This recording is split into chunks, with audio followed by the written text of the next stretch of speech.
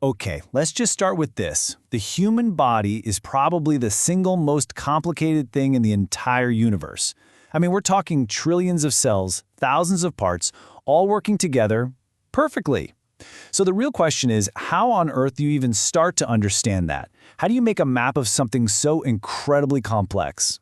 Because, it's not just one thing. It's dozens of systems all layered on top of each other. You've got your skeleton, your muscles, your nerves, your blood vessels. It's like a massive, bustling city inside each of us. And just like any big city, if you want to get around without being totally and utterly lost, you need a guide. You need a user manual. I'm serious. Really think about that for a second. If someone handed you that job, here, write the user manual for a human, where would you even begin? What's page 1? This is the exact puzzle that scientists and doctors have been trying to solve for centuries. And the solution they came up with, built piece by painstaking piece, is, well, it's absolutely brilliant. So our story really kicks off with the first massive roadblock. Let's call it the anatomical revolution. The problem was pretty straightforward, right? You just can't write a user manual for a machine if you've never actually looked under the hood. And for hundreds of years, that's pretty much what was going on with the human body. For more than 1,000 years, a really long time, medicine in Europe basically ran on the writings of ancient guys like Galen. Now, Galen was brilliant, for sure, but he had one tiny problem. He was dissecting apes and other animals, not humans. So while his work was the foundation for everything, it was also full of mistakes, because, well, we're just not built the same way as monkeys. And that brings us to the hero of this chapter, a guy named Andreas Vesalius. He was a physician in the 1500s who just said, you know what? These old books aren't cutting it. At a time when it was a huge taboo, he started dissecting human bodies himself. And what he discovered? It blew 1,000 years of mistakes right out of the water. This is why we call him the father of modern anatomy. He basically wrote the first truly accurate pages of our user manual. Okay, so Vesalius gave us the right pictures. Awesome. Problem solved, right? Not even close. The next major hurdle was, believe it or not, language. Think about it. A doctor in Italy finds a new muscle. How does she explain it to a doctor in Germany so they both know they're talking about the exact same thing? It became a total mess, a scientific Tower of Babel. Get this. At its worst, there were more than 40,000 different anatomical terms floating around. 40,000! The same exact bone could have a dozen different names just based on what country you were in. It was pure chaos. And this wasn't just messy, it was dangerous. It led to misdiagnoses, bad research. Science just couldn't move forward.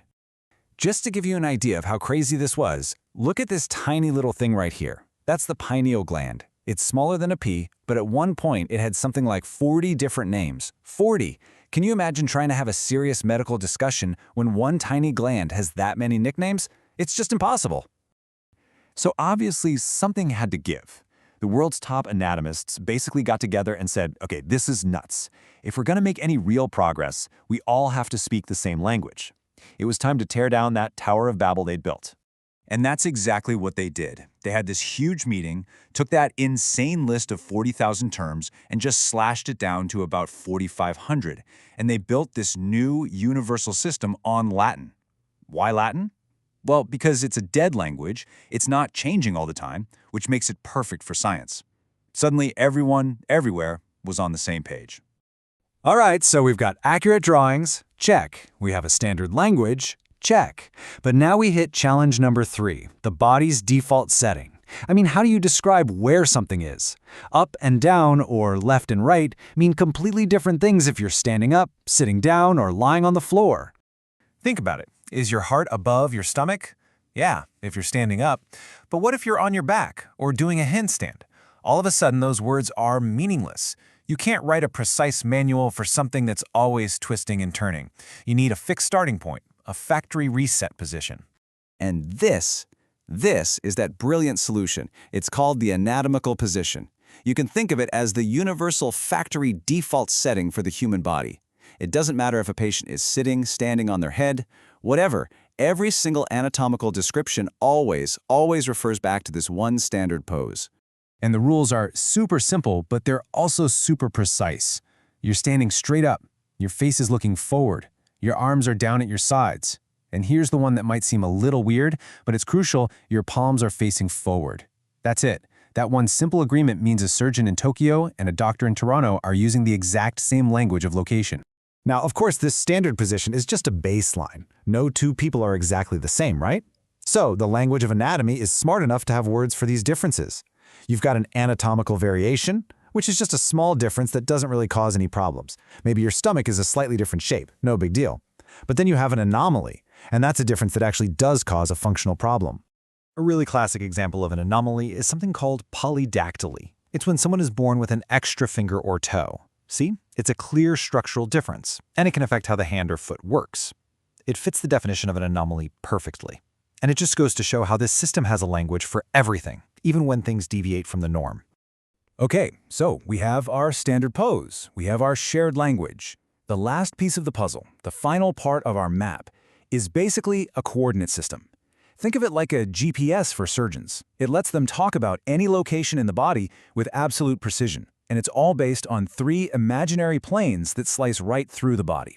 First up is the sagittal plane. The easiest way to picture this is to imagine a sheet of glass dropping straight down your midline, from your head to your toes, splitting you perfectly into a left half and a right half. It's kind of like opening a book right down the spine. Any cut that's made along this line is called a sagittal cut. Next, we have the frontal plane. Sometimes you'll hear it called the coronal plane. Corona, like a crown, because it runs from ear to ear. This one also splits the body vertically, but this time it divides you into a front half and a back half. So it separates your front, or anterior side, from your back, or posterior side. And last but not least, we've got the transverse plane. This is the only one that's horizontal. Just picture a flat slice cutting right through your midsection, dividing your body into a top part, the superior section, and a bottom part, the inferior section. If you've ever seen a CT scan, that cross-section view, that's a transverse plane. So here's where the magic happens. You take those 3 planes and you combine them with some simple directional words, like medial, which just means closer to the middle, and lateral, which means further from the middle. And boom, you have an unbelievably precise GPS for the human body. A surgeon can say something like, I need to make a cut 2 centimeters lateral to the midline on the anterior surface, and every single person in that room knows exactly where that is. No guesswork. I mean, just think about that journey for a second. We went from ancient guesswork based on animals to complete and utter chaos with 40,000 names for everything, all the way to this elegant universal map, a map built on a shared language and a single standard starting point, from chaos to clarity. It's really an amazing achievement when you think about it. But after all that work, after centuries, what's the real point? What does this map actually tell us? Well, it reveals a fundamental truth. To understand something really, really complex, you have to start by agreeing on the rules. This map, this whole system, it's more than just a tool for scientists. It's a testament to our ability to create order from chaos. It's the shared language that lets us explore and heal and finally begin to understand the most personal and most complicated machine known to exist, ourselves.